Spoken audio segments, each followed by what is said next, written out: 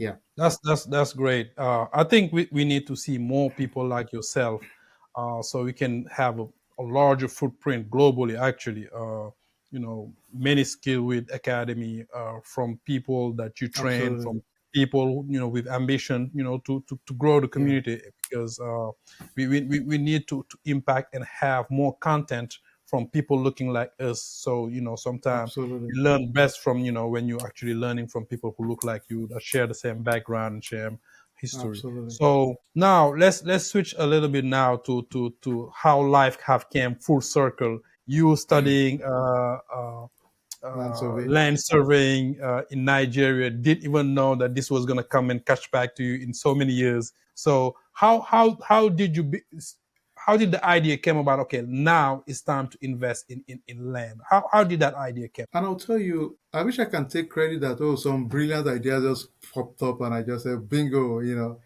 It's a game of it's been an evolution, right? I've always been in leadership in any area I find myself, any city. I used to live in McKinney. I was part of leadership McKinney in 2013. Then I right, moved to a city, beautiful, lovely city, city of Anna. Hoo. And I'm also in the board in the city of Anna too. Amazing, beautiful city. And I've seen evolution, the development in this city. It's just a beautiful, amazing city. Amazing leadership there too.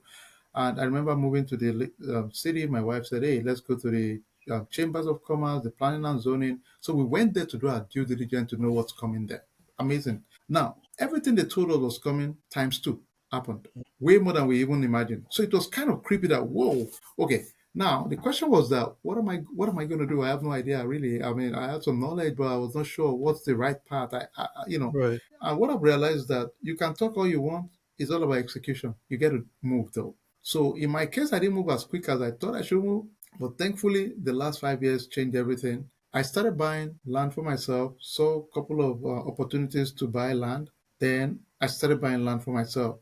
Went to some cities that were like 2 hours away from Dallas. Then over time, met some good strategic partnership that I could now use to know more about cities within North Texas. My sister, she's a medical doctor. Shout out to Nikki.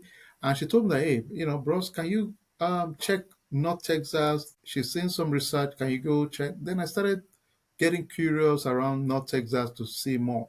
Then I started buying for myself. Then what surprised me was that assets I bought, for example, let's say you buy an asset for $9,000, right. the appraised value was now almost 20 something thousand within 2 years. Then I Wow. said, wait a minute, what's going on here? Okay, Right. hold on, what's going on here? Then I think that caught my attention because that level of data was kind of overwhelming. That wait a minute, something is crazy going on here. Of Right. course, that was when the Shaman infrastructure bill was passed for the chip park. So Shaman, Texas just exploded.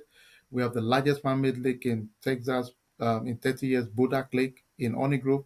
And all those places we bought assets just boom, exploded.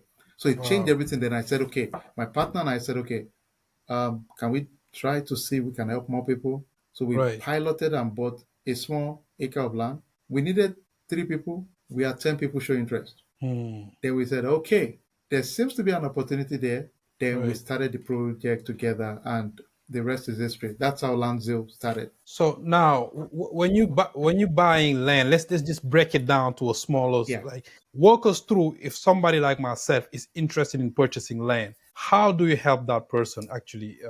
Just Okay. lay out the deals, how that works out. Okay. So let me tell you this, and let's talk as okay as families, right? This is Okay. in for us that moved from Africa. Land is empowerment. Most of our parents had land, so it's not new to us. We know land is powerful.